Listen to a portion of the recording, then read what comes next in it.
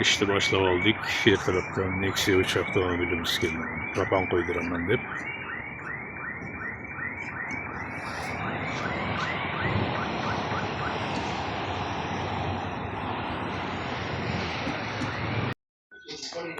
$65'lik balon Nexia 3'imizga qo'yib berdik. Oldi komplektatsiyalarga keladigan bo'lsak, filtr, Nordic original reduktor, italyanlik bo'lyapti, 0.4 farsunka bilan. Boshqaruv blok sistemasi Stag Gofas 200 qo'yildi. 4tasi. Kasiga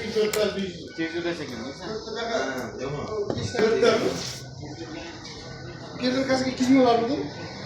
Cobalt avtomobilimizga ham original Stag Gofas 200 Polsha miya bilan qo'yib beryapmiz.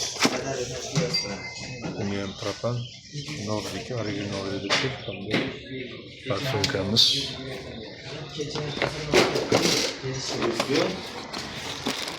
0.31 bilan qo'yib beryapmiz. Alohida скоростной QR kodlari bilan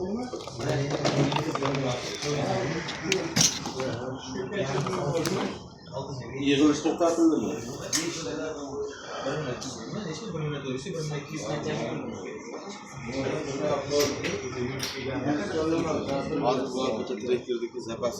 Ro'yatdalik qo'yib beryapmiz Cobalt'imiz.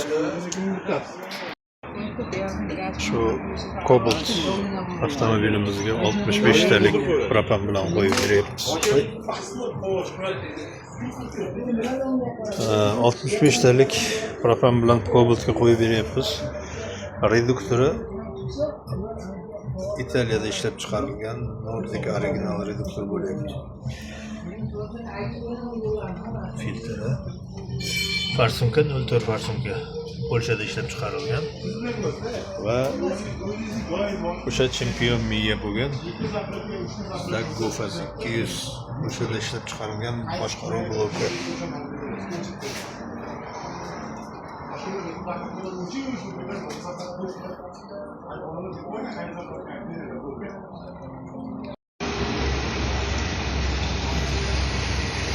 Cobalt avtomashinalarımızdan bo'ldi.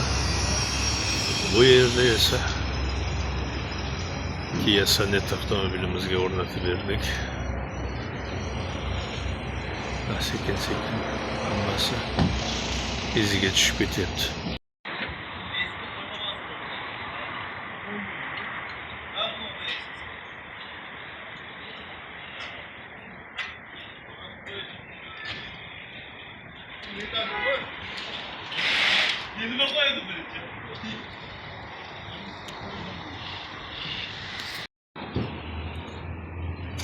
Cobalt avtomashinamizga 90talik balon bilan o'rnatib beryapmiz.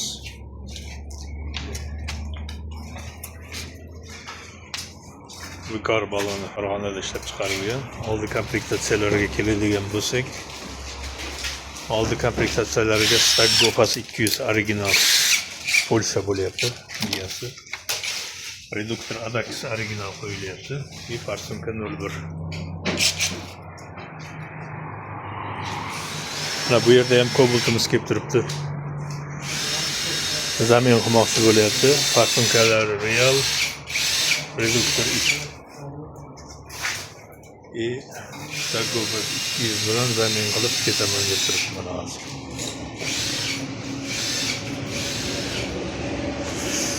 Bunga propan qo'yilgan, metan qo'ydirib ketish uchun kelgan hozir. 65talik.